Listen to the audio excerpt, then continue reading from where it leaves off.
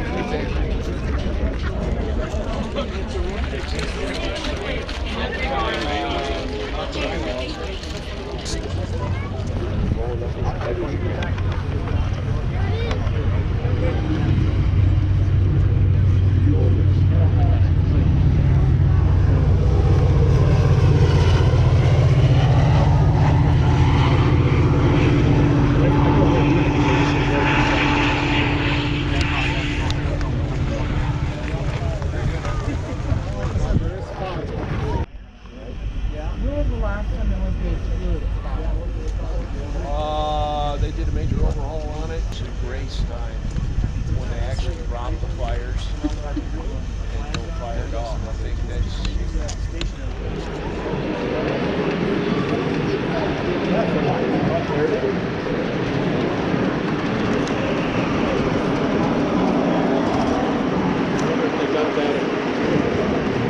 that engine goes for 750 bucks.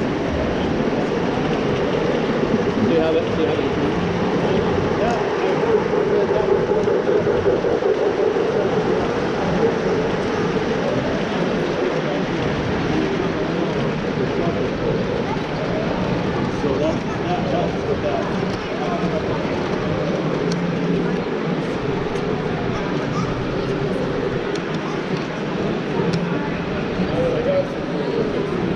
Did you get those engines from the train shop in Salt Lake?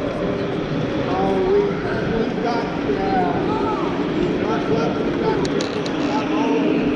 Also, you're a part of a big train club. Okay. Cool. What's the best source if you're trying to look around for used cars and things?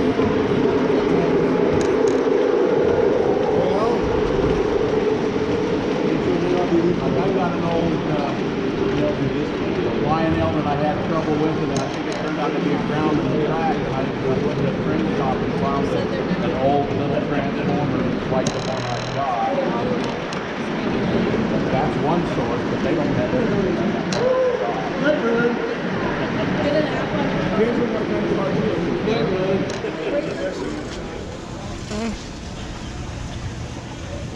You guys want the kneecaps at all? Another one? we'll keep them flat for now. What one did you say has the bottom? This right here has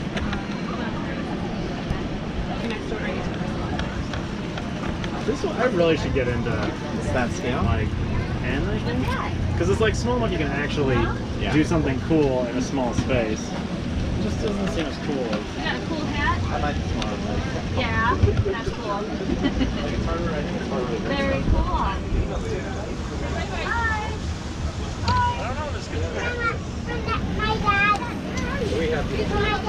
It's fun to be incredible. That's the second time that's happened to me today. I'm like, I guess I just have to and all the celebration will probably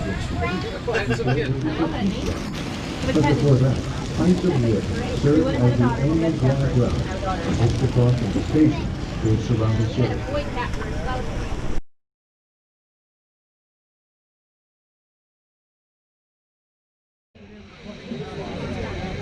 I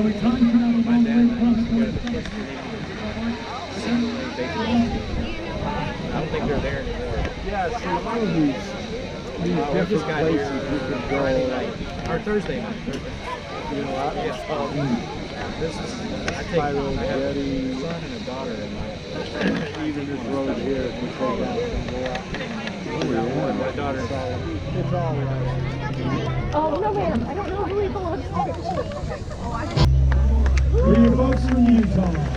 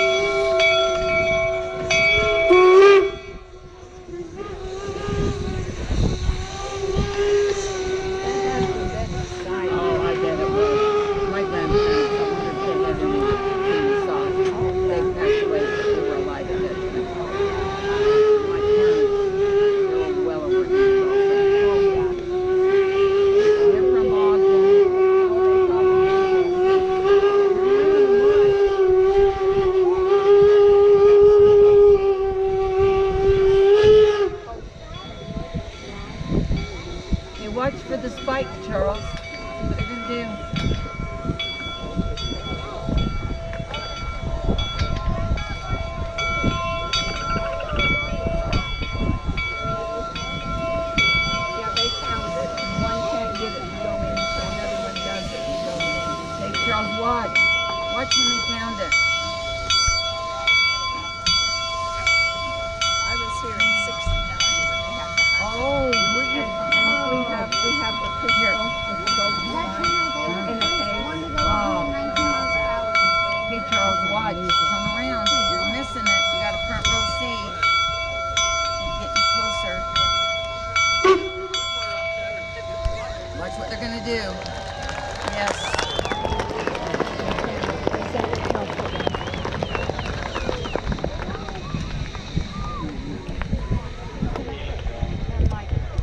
The date is May 10th, 1869. The place is Promontory Summit, Utah.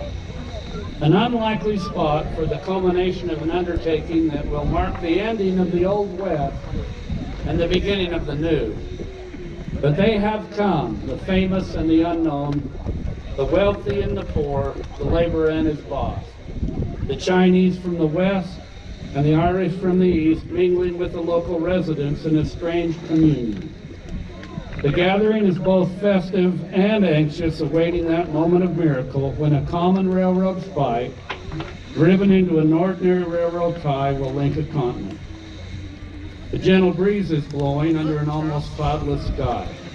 The thermometer on the shaded side of the Central Pacific Telegraph car registers 69 degrees. Charles?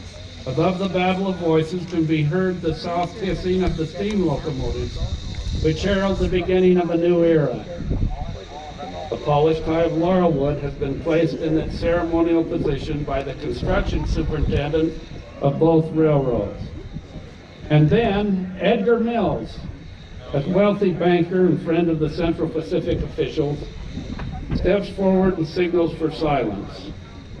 And so a nation, as well as the spectators gathered here, await as the drama of men's hopes and prayers and dreams begin to unfold on this 10th day of May, 1869, and you are here.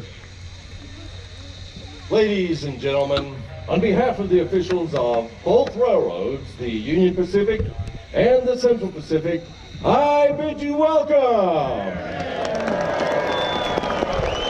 We are met today to commemorate a project which is a remarkable example of the vision, the determination, and the labor of thousands of men in a union which this day shall be consummated forever. We are assembled here to link the ends of the earth, to join the raw riches of the American West with the finished products of the industrial East. We are also met this day with mixed emotions, with joy that in a combined effort and a common cause, the brains, the sweat, and the muscle of thousands of men have joined together under the guidance of Almighty God. But it is with profound sorrow that we remember and pay homage to the hundreds of men who gave their lives that we might stand here at this moment and share one with another.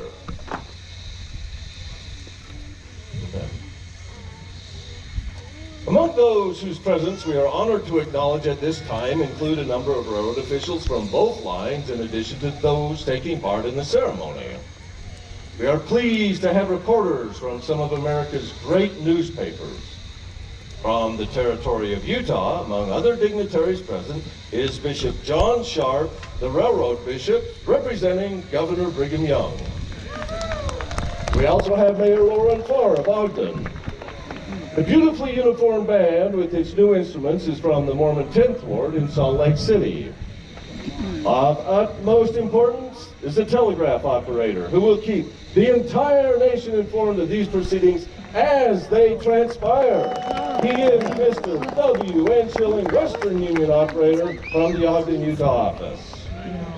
We also take pride in the 21st Infantry Band. They are under the command of Major Milton Cogswell and Lieutenant J.C. Courier of Company K. And now, to unite us in thanks to our Creator, may I introduce a man who has traveled many weary miles to be with us today. He is the Reverend John Todd of Pittsfield, Massachusetts. Thank you. From Promontory to the country, Bulletin, almost ready, hats off. prayer is being offered. Our Father and God, and our Father's God, God of creation and God of providence, Thou hast created the heavens and the hills. Thou art also the God of all mercies and blessings. We have assembled here this day upon the height of the continent from varied sections of our country to do homage to Thy wonderful name, in that Thou hast brought this mighty enterprise, combining the commerce of the East and the gold of the West, to so glorious a completion. We consecrate this highway for the good of Thy people.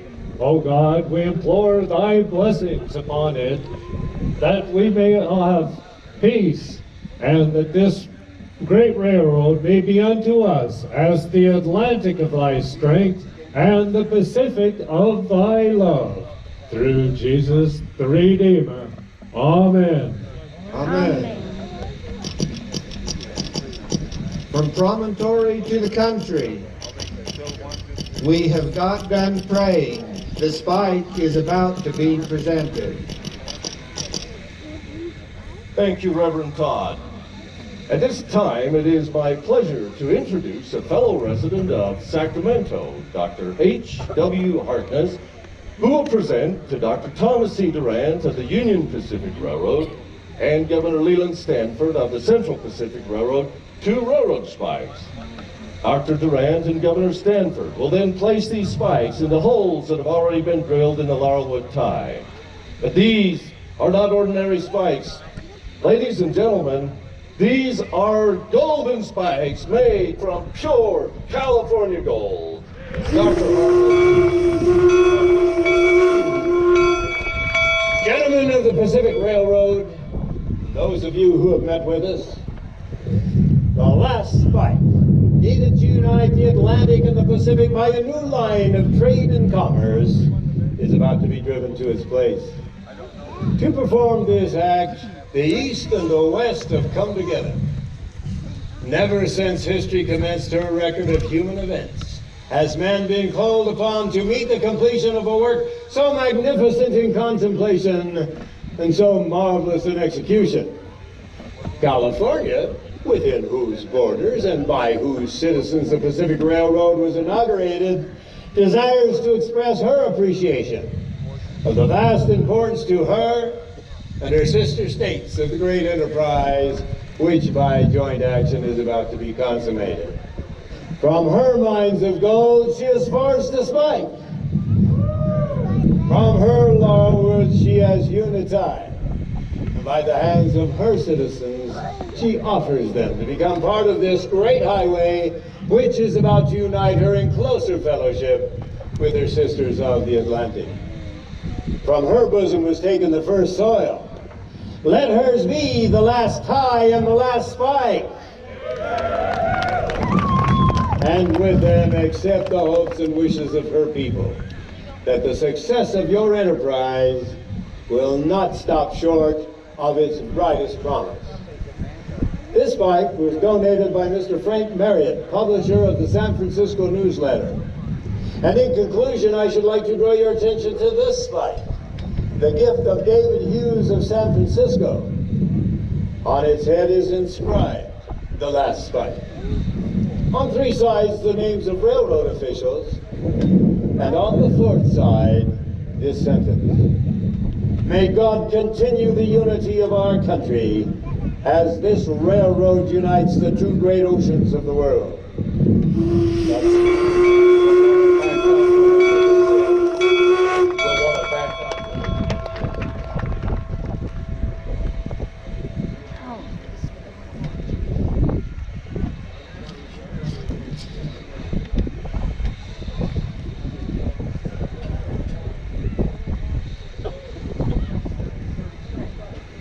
Beautiful.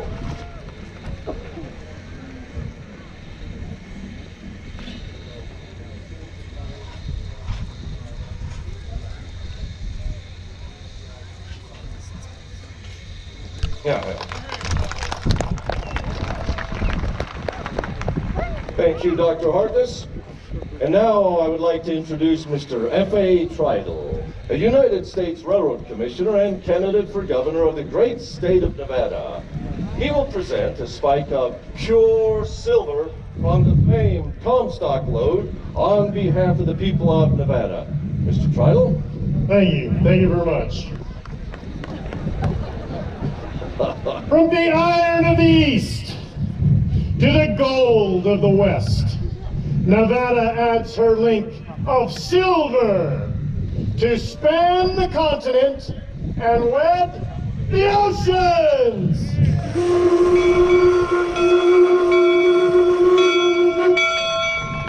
We are highly honored today with the presence of the Honorable Anson P.K. Safford, who is en route to Arizona as the newly appointed territorial governor.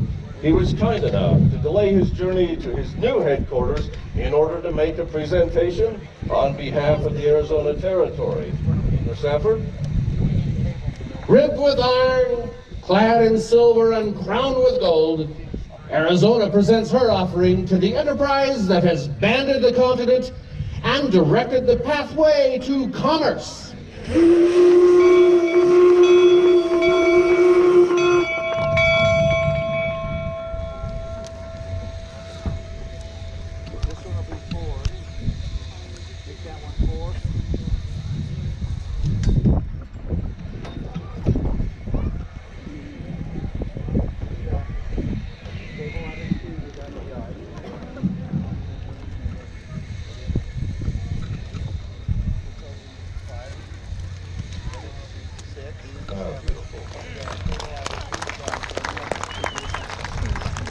Thank you, Governor Safford and Mr. Tridle. And now, friends, it is not only my duty, but my honor and privilege to introduce a man of vision, a man of courage, a humanitarian, and one who is highly esteemed by those of us who call him our friend. He is a Californian whose farsightedness has contributed in large measure to the success of this great enterprise. Ladies and gentlemen, the President of the Central Pacific Railroad, Governor Leland Stanford. Gentlemen, the Pacific Railroad companies accept with pride and satisfaction these gold and silver tokens of your appreciation of the importance of our enterprise to the material interests of the whole country, north, south, east, and west. These gifts shall receive a fitting place in the superstructure of our road. But before driving the last spike in the completion of the Pacific Railroad, allow me to express the hope that the great importance which you are pleased to attach to our enterprise may be in every respect fully realized. This line of rails connecting Atlantic and Pacific and affording to commerce a new transit will prove, we trust, the speedy forerunner of increased facilities. The day is not far distant when 3 tracks will be found necessary to accommodate the commerce and travel which shall seek transit across this continent. Freight will only move in one direction on each track and at rates of speed to answer the demands of cheapness and time. In conclusion, I might add, we hope to do ultimately that which is now impossible on long lines, transport coarse, heavy, and cheap products at living rates to the trade.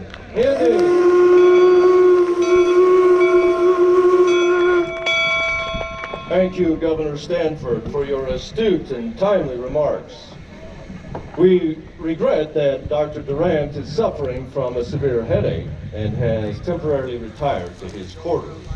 In his absence, and in the absence of the President of the Union Pacific Railroad, Mr. Oliver Ames, we have asked General Grenville Dodge, Chief Engineer of the Union Pacific Railroad, to represent his railroad with a few remarks. General Dodge. Mr. Mills, thank you.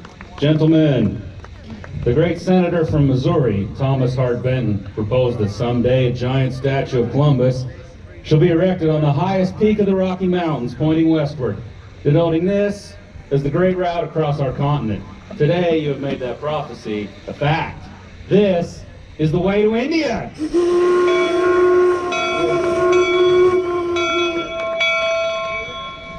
Thank you, General Dodge. Ladies and gentlemen, that moment for which you and the entire nation have been waiting, the driving of the last spike, is at hand. At this time, we wish to commend both railroad companies and their workers for their hard work and efficiency in bringing this monumental undertaking to its successful fruition in a record 6½ years instead of the 12 years allotted to the venture.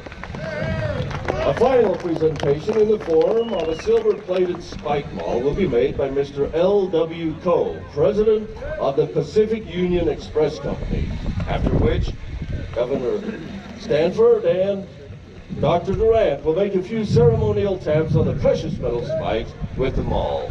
Mr. Coe. Thank you. Railroad officials, honored guests and friends, it is the privilege of the officers and workers of the Pacific Union Express Company to add their congratulations upon the completion of this modern-day miracle. This silver-plated spike mall is symbolic of our good wishes.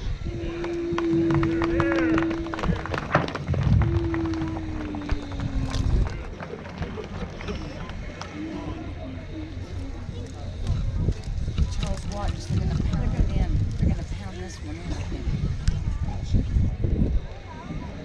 So watch what's going to happen.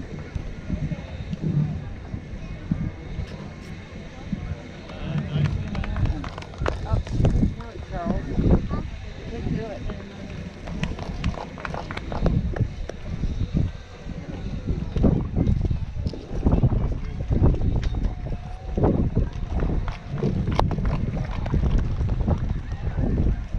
Very nice.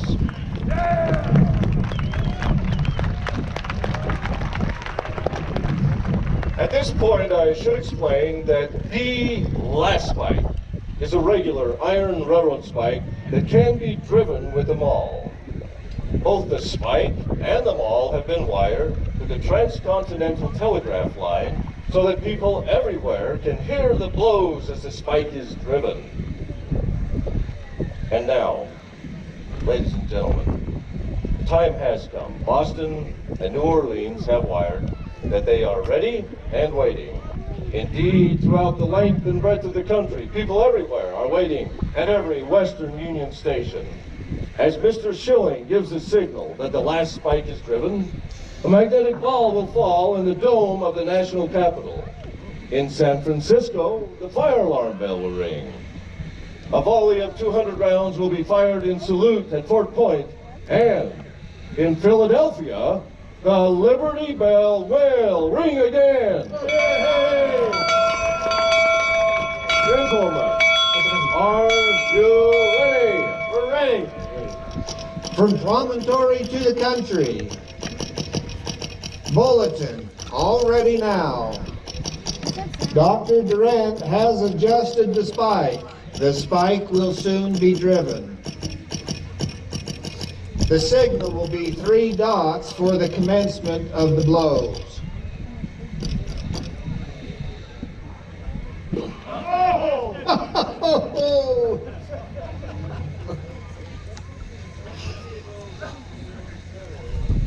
See that one underneath the track? Yeah. Hey, let's get to...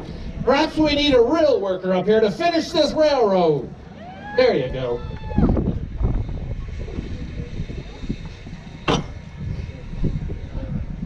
Oh, we need insert 7. 7.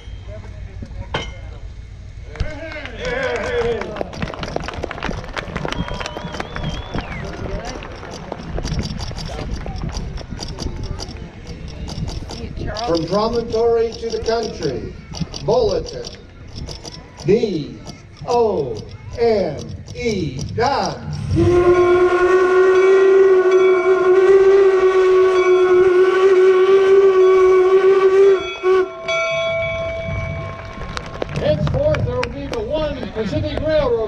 the United States. From Promontory to President Ulysses S. Grant. Washington, D.C., final bulletin. Mr. President, the last rail is laid, the last spike is driven. The Pacific Railroad is completed to a junction 1,086 miles west of the Missouri River, 690 miles east of Sacramento City, California. Ladies and gentlemen, we want to hear all of you. 3 cheers for the Union Pacific Railroad. Hip, hip, hooray! Hip, hip, hooray! Hip, hip, hooray! Some of you aren't hip-hipping now. Let's get it right. Hip, hip, hooray! Hip, hip, hooray! Hip, hip, hooray! Central Pacific. At that moment, one era ended and another began. The Golden Spike became a symbol of hope for a better way of life with new challenges yet to be accomplished. We thank you, ladies and gentlemen, boys and girls, all of you for being with us today. Thank you.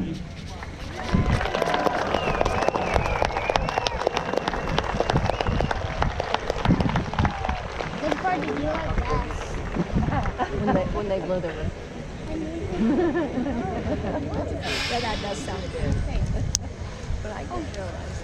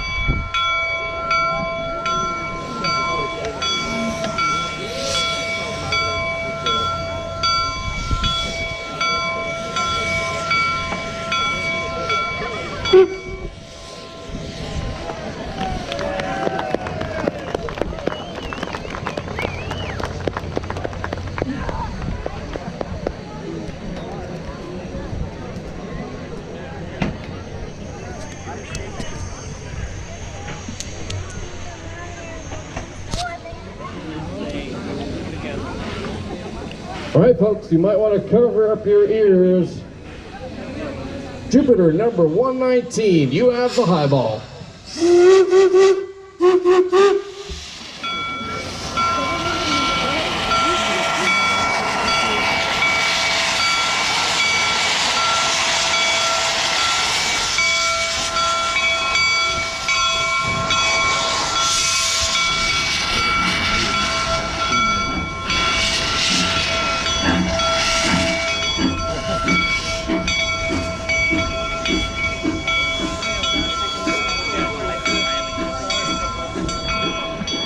You know, a lot of effort goes into making these locomotives operate, and I got a question for you guys. How do locomotives get so good at their job? Through training. Lots and lots of training. Hey, I'm here all summer, folks. How do locomotives hear? Through their engineers. All right, I got a funny story for you. The Jupiter was not actually supposed to be here on May 10th, 1869 for the ceremony. The original locomotive was named the Antelope, and it was the first locomotive to carry paying passengers over the Sierra Nevada mountains. So they thought that'd be a great machine to have it here at the Promontory Summit. And it was coming here, and it was bringing Governor Leland Stanford, president of the Central Pacific Railroad. And since the Antelope was a special run, it was flying green flags on the front of it, which are a signal to people out there on the rails that there's an unscheduled train behind that train. So it's letting you know it's not safe to go back onto the tracks. Well, there were a bunch of workers up in the mountains, and they were working on the railroad, and I don't know if they were singing the song or not, but I like to believe that they were. And these guys were so distracted with that song that they didn't see that train go by with the green flags.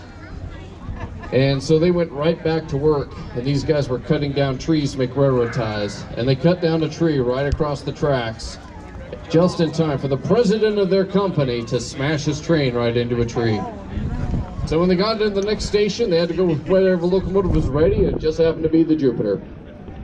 Now here comes the 119. It's our coal-burning locomotive.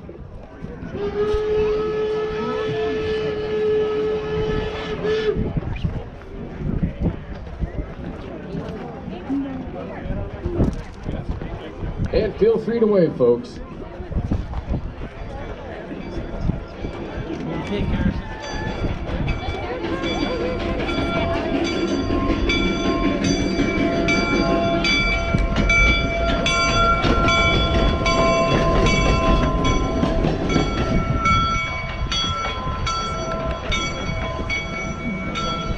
Now you're never going to guess this, but just like the Jupiter, the 119 was not supposed to be here. The man selected to come out and represent the Union Pacific was Dr. Thomas Durant, and when he pulled into a town called Piedmont, Wyoming on his way here, he got kidnapped. He got sidetracked. That's the town we went to. They did. Turns out there were a bunch of workers, former railroad workers, and he had kind of sort of mostly forgotten to pay them for 90 days. So they wanted some paychecks, so they kidnapped him until he paid up. Then he got here to Utah. One of the bridges was washed out, and the train couldn't get across, so they had to send a locomotive from Ogden to go pick him up, and it just happened to be the 119. And here comes our Jupiter. It's a wood-burning locomotive. See if you can smell the difference.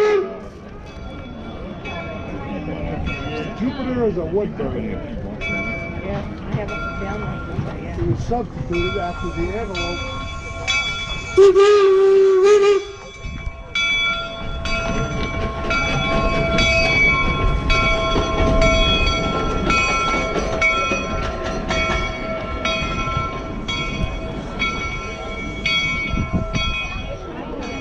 Now there's a reason why these two locomotives burn different sources of fuel.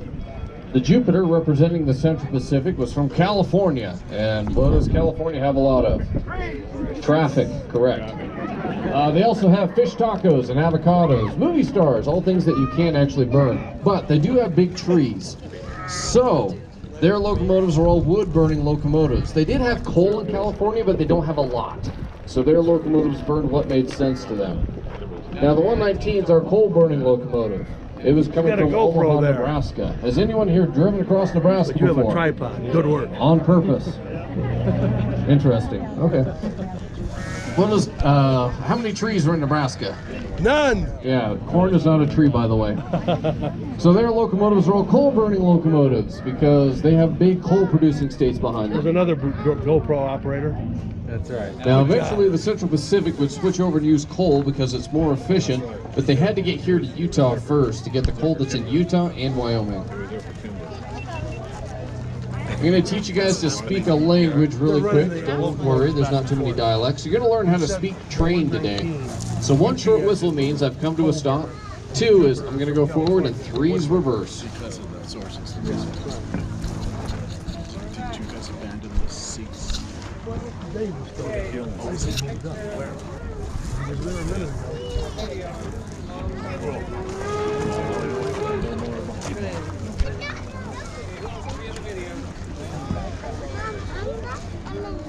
I ate some pie. It's delicious. And feel free to wave.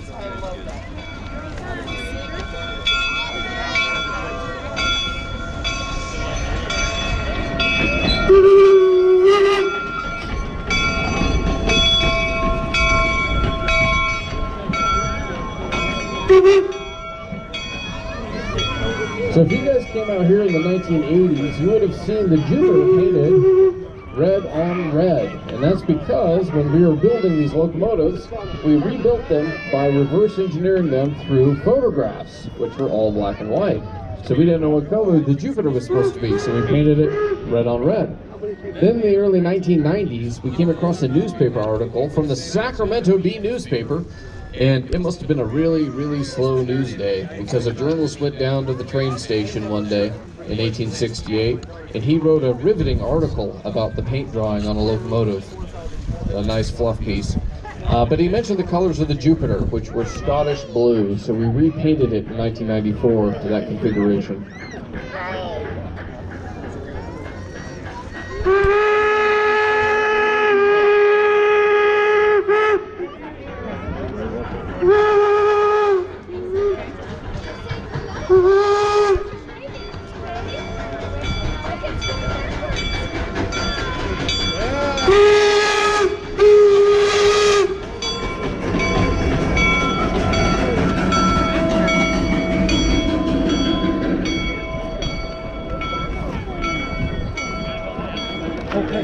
Had a question about how much these locomotives could pull. So the 119 is a freight locomotive, and you can tell by the smaller size drive wheels on it, and it would, or 7 to 11 heavily loaded freight cars. The Jupiter, on the other hand, is our passenger locomotive, and it would pull 5 to 6 lighter passenger cars, but at a higher speed, probably 30-35 miles an hour. The 119 is probably looking at about 25 miles an hour for top speed with that load. Still better than walking or riding a horse, so you know you got some advantages there.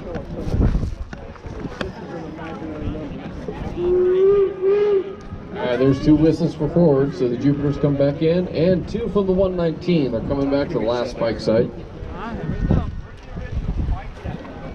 The original spikes, well, there's 3 of them. They should be on display at the Utah State Capitol building. They're on the 4th floor. If you haven't been there yet, there's a great exhibit. They're on the 2nd floor. 2nd floor. We're on the 2nd floor. Yeah. They're there. 3 of the 4 spikes are up there.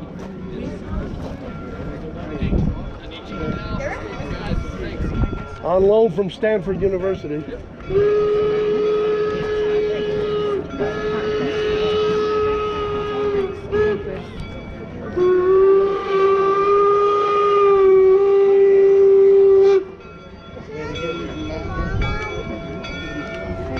So if you're wondering where we get our wood for the Jupiter, it actually comes from another national park named Yellowstone. They take the dead and down trees of Yellowstone, send them down to us, we burn them in our locomotive. So if you guys don't get a chance to go to Yellowstone this summer, you can come out here to Golden Spike, and we're burning Yellowstone out here. We do not allow you to roast marshmallows or hot dogs on our locomotives, just need to point that out. Here they come. Slowly, and they're going to meet in the middle.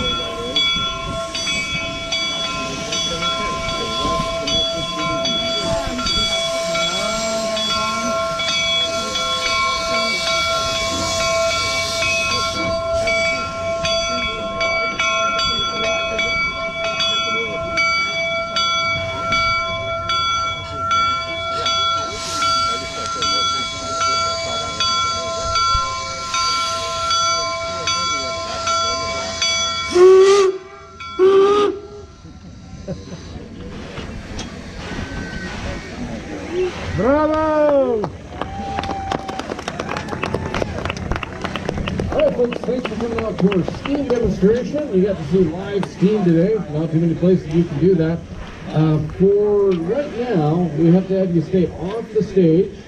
And then the area between the stage and the locomotives, we can't allow you there. However, as a consolation prize, we're opening up the gate that's right behind the 119.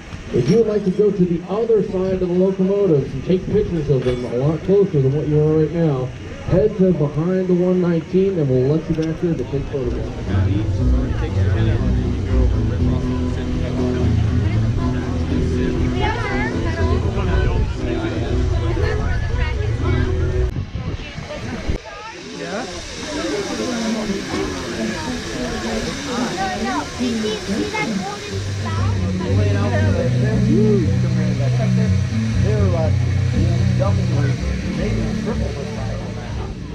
Nothing to do with the corporations, just two people that work for each company, ours and theirs. A little personal competition going on. Oh, okay. All fun stuff. Where are you guys based? Our headquarters is Central Missouri. We live in North Carolina, so mine is right up the road from us. Okay. No, we're good people. We like them. We party with them all the time.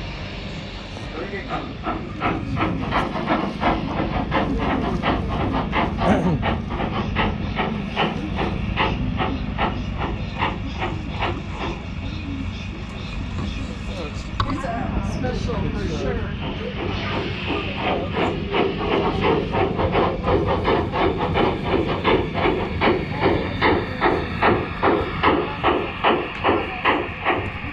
I bet you could go online and order it.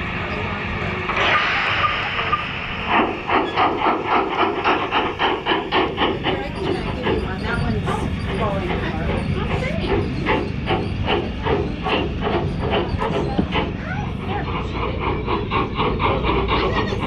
If I'm wrong, they can hang me for it. I don't care. Oh, I think I'm the baby.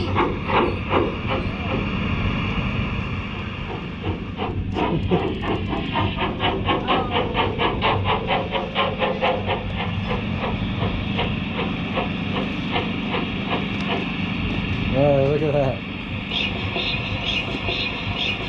That's it. It's not going to back up. Oh, it is. Okay.